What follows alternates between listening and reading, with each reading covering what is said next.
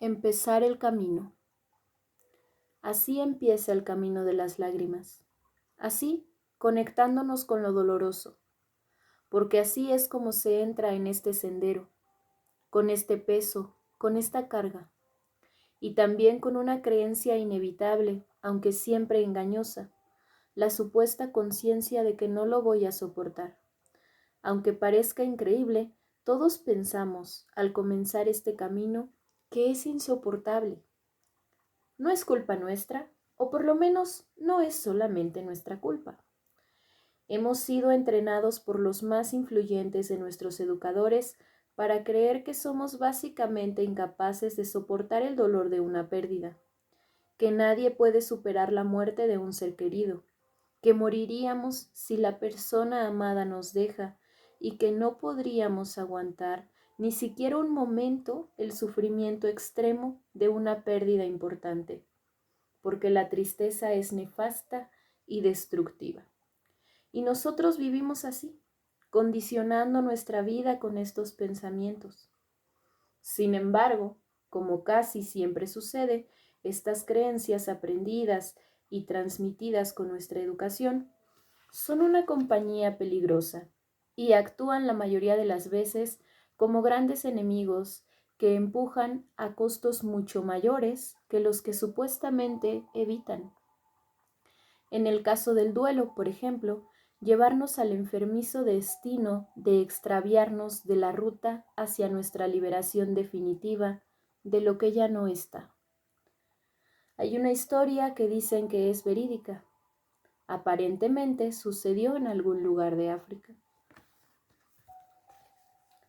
6 mineros trabajaban en un túnel muy profundo, extrayendo minerales desde las entrañas de la tierra. De repente, un derrumbe los dejó aislados de la afuera, sellando la salida del túnel. En silencio, cada uno miró a los demás. De un vistazo, calcularon su situación. Con su experiencia, se dieron cuenta rápidamente de que el gran problema sería el oxígeno. Si hacían todo bien, les quedaban unas 3 horas de aire. Cuando mucho, 3 horas y media. Mucha gente de afuera sabría que ellos estaban allí atrapados, pero un derrumbe como este significaría horadar otra vez la mina para llegar a buscarlos. ¿Podrían hacerlo antes de que se terminara el aire? Los expertos mineros decidieron que debían ahorrar todo el oxígeno que pudieran. Acordaron hacer el menor desgaste físico posible. Apagaron las lámparas que llevaban y se tendieron en silencio en el piso.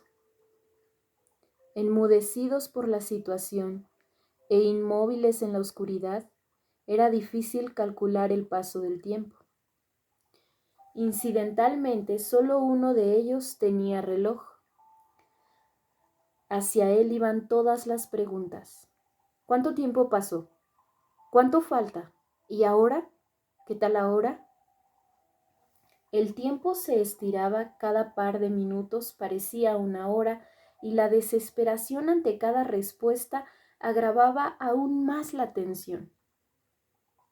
El jefe de mineros se dio cuenta de que si seguían así, la ansiedad los haría respirar más rápidamente y esto los podía matar.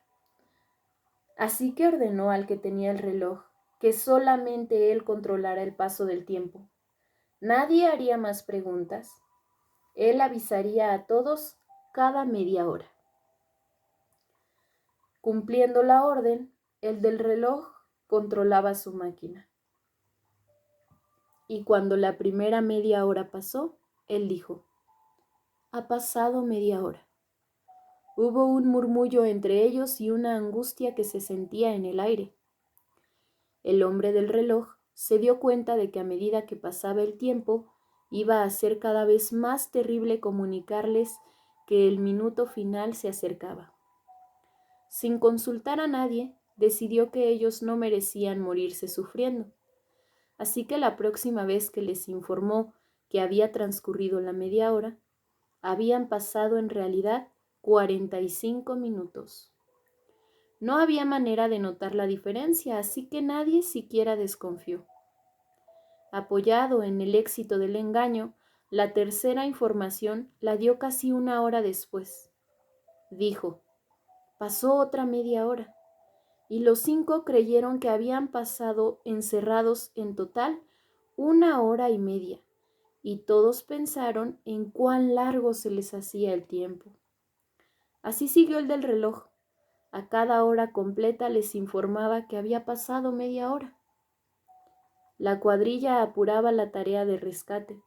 Sabían en qué cámara estaban atrapados y que sería difícil poder llegar antes de 4 horas.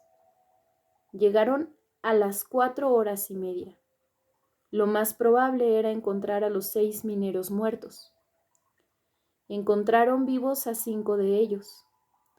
Solamente uno había muerto de asfixia, el que tenía el reloj. Esta es la fuerza que tienen las creencias en nuestras vidas. Esto es lo que nosotros condicionamos. Es lo que nuestros condicionamientos pueden llegar a hacer de nosotros. Cada vez que construyamos la certeza de que algo irremediablemente siniestro va a pasar, no sabiendo cómo, nos ocuparemos de producir, de buscar, de disparar o como mínimo de no impedir que algo de lo terrible y previsto efectivamente nos pase. De paso, y como en el cuento, el mecanismo funciona también al revés. Cuando creemos y confiamos en que de alguna forma se puede seguir adelante, nuestras posibilidades de avanzar se multiplican. Claro que si la cuadrilla hubiera tardado 12 horas, no hubiera habido pensamiento que salvara a los mineros. No digo que la actitud positiva por sí misma sea capaz de conjurar la fatalidad o evitar las tragedias. Digo que las creencias autodesvalorizantes indudablemente condicionan la manera en la cual cada uno se enfrenta a las dificultades.